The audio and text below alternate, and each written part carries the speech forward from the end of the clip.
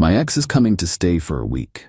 If you're uncomfortable, you can go to a hotel, my girlfriend declared. I replied, "That's thoughtful of you." Then I booked myself a suite for the week and hired movers to put all my belongings in storage. She came home to an empty apartment. I, 31 male, am currently sitting in a hotel suite that costs more per night than my car payment. And I've never felt more clear. My girlfriend, well, ex-girlfriend now, I guess, is probably just getting home from her yoga studio. She's about to find our apartment significantly lighter. Her ex-boyfriend Dominic is flying in this afternoon. He's the catalyst for all this. And she's about to discover that his crash pad has been downgraded from a fully furnished 2-bedroom to a hardwood floor. It happened 3 days ago. I was in the kitchen, making a pour-over, and Fiona, 29, was scrolling through her phone, looking breezy. We've been together for 2 years, living together for 1.5 in her apartment. I say her apartment because the lease is in her name, but I've paid my 50% on the dot since day one, and I brought about 80% of the actual stuff into it. The good sofa, the 75-inch TV, the high-end kitchen gear, my entire WFH setup, and the tank, my 150-gallon custom-built paludarium. It's a massive, living piece of art, half rainforest, half aquarium, with dart frogs and rare orchids. It's my pride and joy, and it cost a fortune. Theo, hey, I forgot to tell you, Dom is flying in on Monday. He's going to crash here for a week or so. I stopped pouring. Dominic is the ex, the one she grew up with, the one who is like a brother, the one who still texts her good night, which she swears is just a time zone thing. Crashing? Where? On the sofa? Yeah, obviously, it's just for a week. He's going through some stuff. It's not a big deal. Me babe, a week? I'm not really comfortable with your ex-boyfriend sleeping in our living room for 7 days. Can't he get a hotel? The eye roll. The one I'm so tired of. Oh my God, Julian, don't be like this. He's just Dom. He's broke right now. His startup failed. It's just platonic. We're friends. I understand that, but it's our home. It's a boundary. She let out this huge put-upon sigh. She put her phone down and gave me the "you're a difficult child" look. Fiona, look, he's coming. It's my apartment, and I said my friend can stay. If you're going to be uncomfortable or weird about it, you can just go to a hotel for the week. Or stay at your brother's. I don't care. I just don't want your energy messing up his visit. I just stared at her. If you're uncomfortable, you can go to a hotel. She suggested I leave my home, that I pay to be displaced, so her ex-boyfriend could be comfortable, so my energy wouldn't mess up his visit. It was like a switch flipped. All the little compromises, the eye rolls, the "you're being paranoid" comments, they all just clicked into place. This wasn't a partnership. I was just the guy who paid for things and lived there. I smiled. A small, tight smile. Me, you know what, Fiona? That's incredibly thoughtful of you. I think I'll do that. I don't want to be in the way. She beamed, like I just solved her problem. Great. See? Easy. He lands Monday around 3 p.m. I'm picking him up after my 1 p.m. class. She kissed my cheek and went to get ready for the gym. Easy. The next 3 days were a blur of logistics. I am a project manager. I am good at logistics. Hotel. I didn't book a Holiday Inn. I booked a 10-day stay at an executive residence suite. Kitchen, king bed, twice weekly housekeeping. It's expensive, but I've been saving. I booked it starting Monday morning. Movers. I called a high-end moving company that specializes in rapid moves and delicate items. I explained I needed to be out in 1 4-hour window.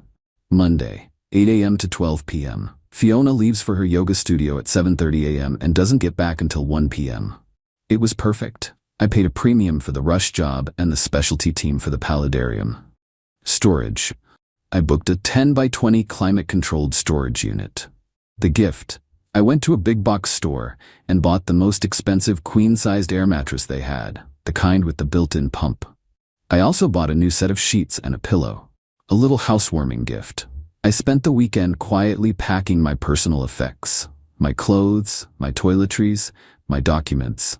Fiona was busy texting, getting the place ready for Dom. She cleaned the guest bathroom. She bought his favorite snacks. She didn't notice me packing my DOP kit. She was too excited. This morning at 7:31 a.m., she left.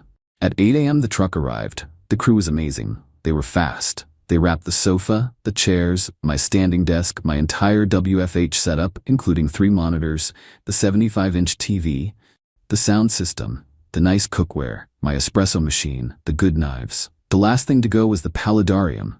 It took 4 guys, and it was stressful, but they got it out without a crack. By 11:45 a.m., the apartment was empty. I left her stuff, her rickety old bookshelf, her bed. I took my mattress, left her old one, her clothes, her yoga mats. In the center of the vast, empty living room, I placed the box with the new air mattress. On top, I left a note. Fiona, per your suggestion, I've gone to a hotel so as not to mess up your visit with Dominic. I took my things so they wouldn't be in your way or make me uncomfortable. Have a great week. Julian. I took a final look around. The silence was wonderful. I'm now in my suite. I just had a very quiet, very sane lunch. My phone says it's 1:05 p.m. Any second now. And there it is. Fiona Julian. Where is the TV? Fiona. What is going on? This isn't funny. Where is all my stuff? Julian, answer me. Dominic is landing in an hour. Where is the sofa?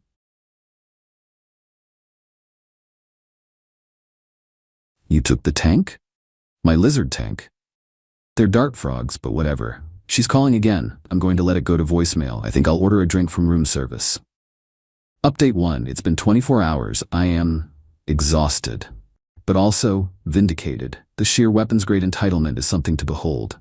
So after her initial barrage of texts, 32 texts, 14 missed calls, she finally left a voicemail. It was unhinged.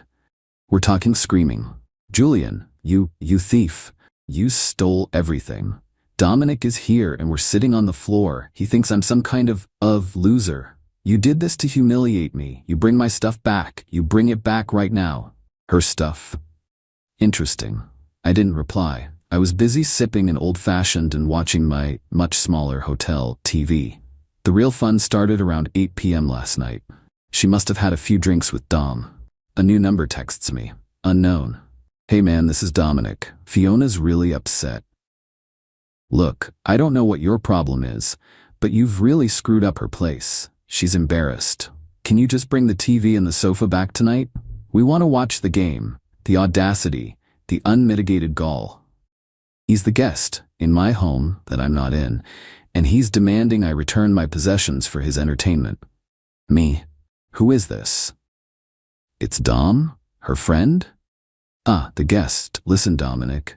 Everything you're not sitting on belongs to me. I've moved out. Per Fiona's suggestion, she has an air mattress for you.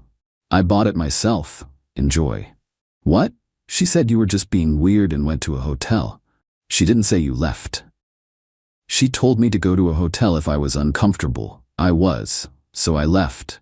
Permanently. And I took my property. Have a good visit. This is messed up. You can't just leave her like that. Blocked. Then my phone rings. It's Fiona. I'm an idiot. I figured I should just get it over with. Hello? Julian, you talked to Dom? You're leaving me? Like, leaving? Yes, Fiona, you told me to leave my home for your ex. I'm not going to be a backup plan while you two catch up, I'm out. But my stuff. You took my stuff. You took the espresso machine. You took the good pans. You took the sofa. I helped pick out that sofa. Me, you picked it out. I paid for it. I have the $3,200 receipt. It's my sofa. The espresso machine was a gift from my brother. The pans were mine. And the tank. You know how much I loved that tank. You called the frogs lizards 5 minutes ago. I have the $4,000 receipt for the custom build. It's mine. All of it is. There was a pause.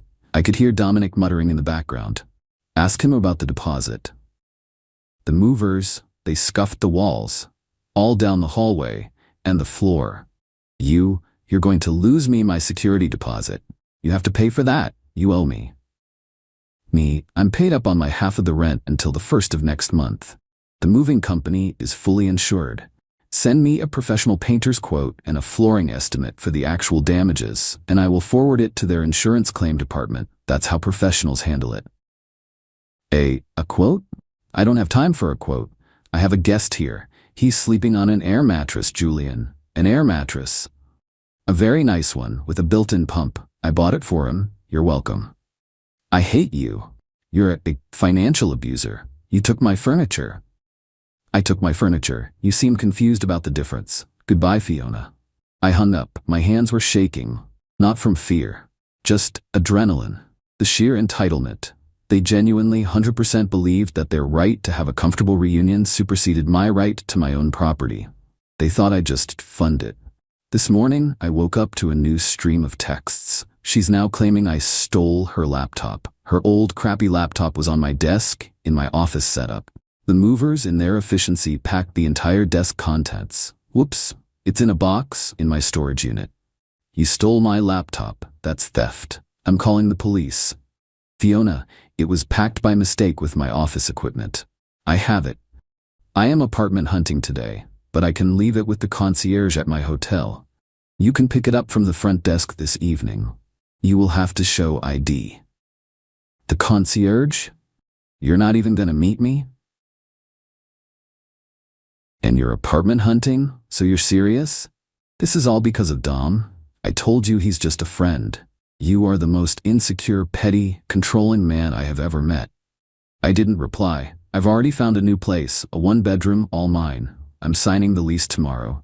She can pick up her laptop whenever. But she's not getting my new address. Update 2. It's been a week. I've moved into my new apartment. The movers were again fantastic. The paludarium is set up in my new living room. The frogs are happy, and the sound of the waterfall is the only drama I'm dealing with. The hotel stay was nice, but expensive. I'm glad to be in my own space. The fallout with Fiona has escalated. The entitlement has gone critical. First, the laptop pickup. She showed up at my hotel. I'd left it with the front desk, just as I said. I was in the lobby bar, working on my own laptop, and saw her come in.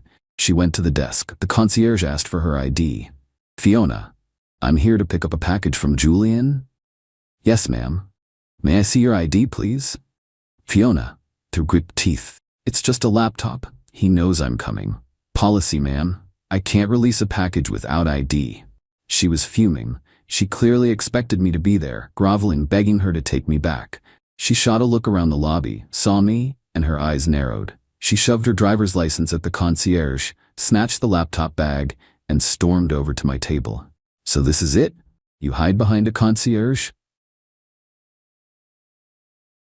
I wasn't hiding. I was efficient. You got your laptop. You're welcome. Dominic left. Oh? That's a shame. Did he not enjoy the air mattress? He left because you made it so uncomfortable. He said our situation was too chaotic. You ruined it. He was going to help me with my new business idea. His startup failed. How is he going to help you? He has connections. You don't know him.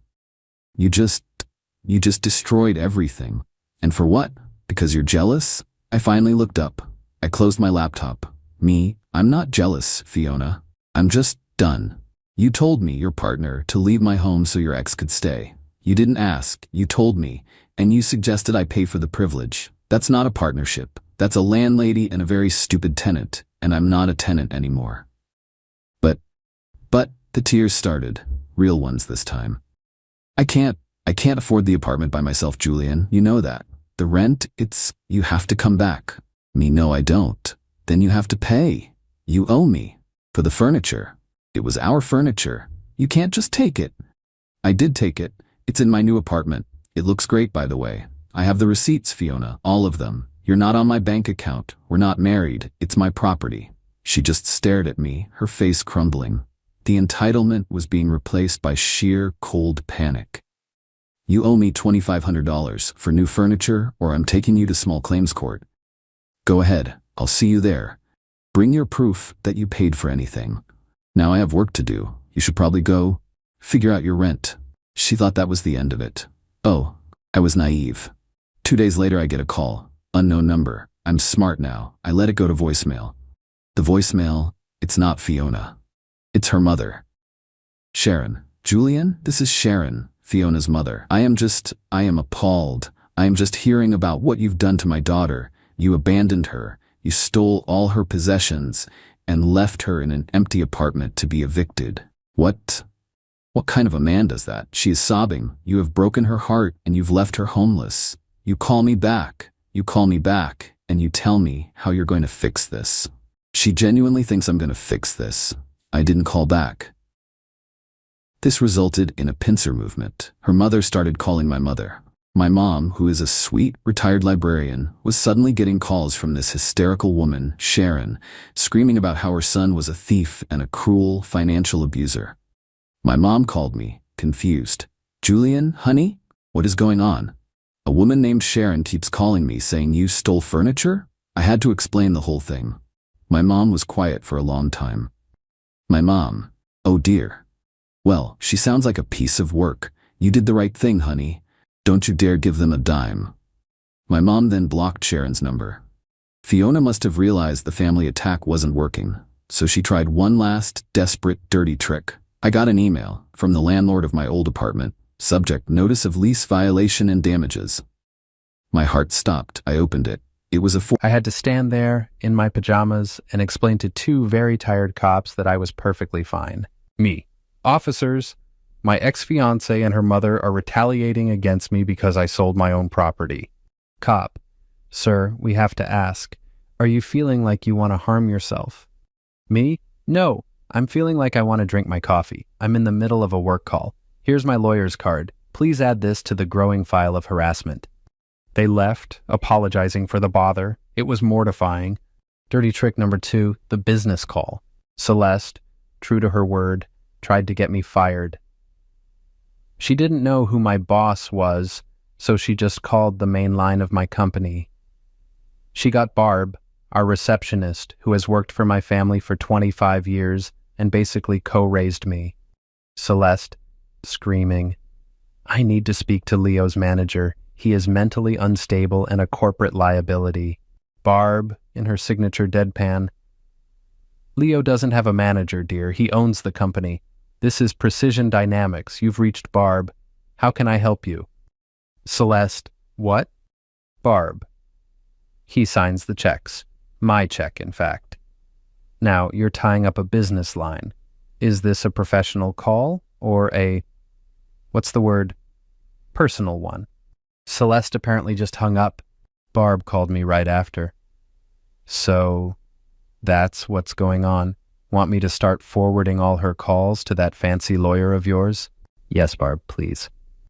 Dirty trick number 3, the ambush. This was the worst. I had to go to my old bank branch to finalize some paperwork related to the old house's utilities. As I'm walking out, Brenda jumps out from behind a pillar. Leo, you can't ignore us forever. I almost dropped my briefcase. Brenda, you're not supposed to be contacting me. Don't you hide behind your lawyers. You have ruined my daughter. She can't eat. She can't sleep. She is living out of boxes in my guest room. I paid for storage, Brenda. That was her choice. You humiliated her. You did this performance, just to make her feel small.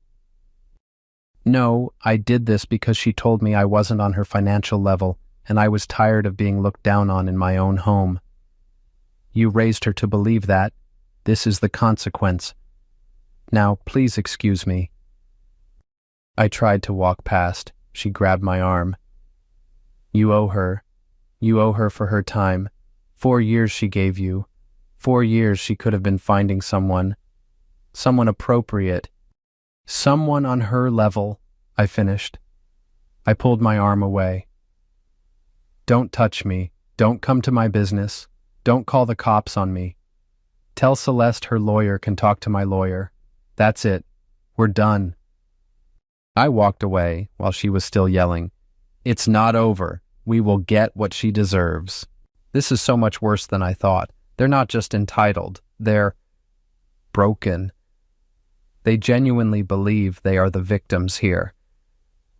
My lawyer is now filing for a restraining order. Update at 3.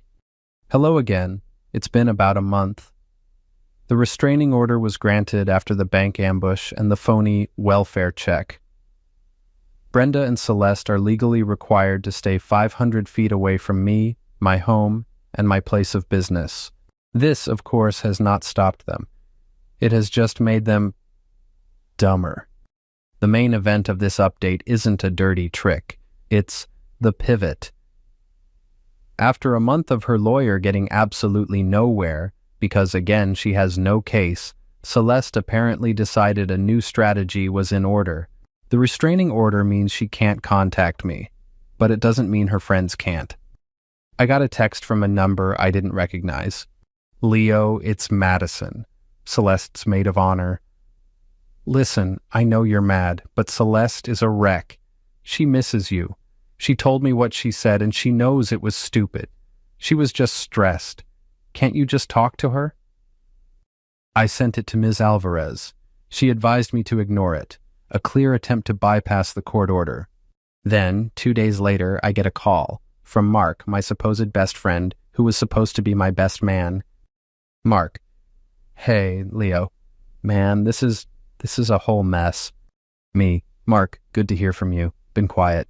Mark: Yeah, well, listen, I had dinner with Celeste. My blood went cold. You, what? Mark: Just hear me out. She reached out.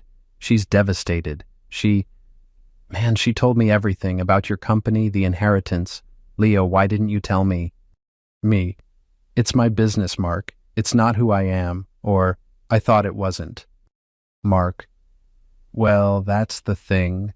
Celeste gets it now. She sees the full picture.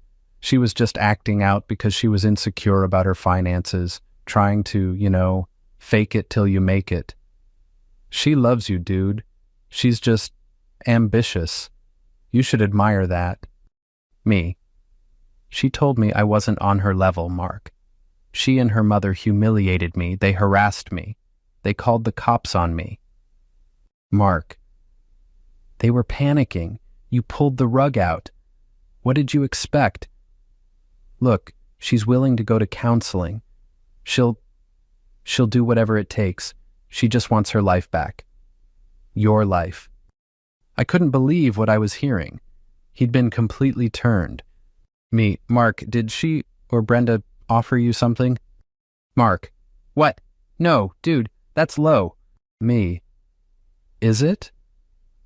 Brenda cornered me at my bank. Celeste tried to get me fired. They're not panicking. They're manipulative. And now you're their puppet. Tell Celeste. No, don't tell her anything. I'm disappointed in you, Mark. I hung up. But the grand finale, the revenge part you've all been waiting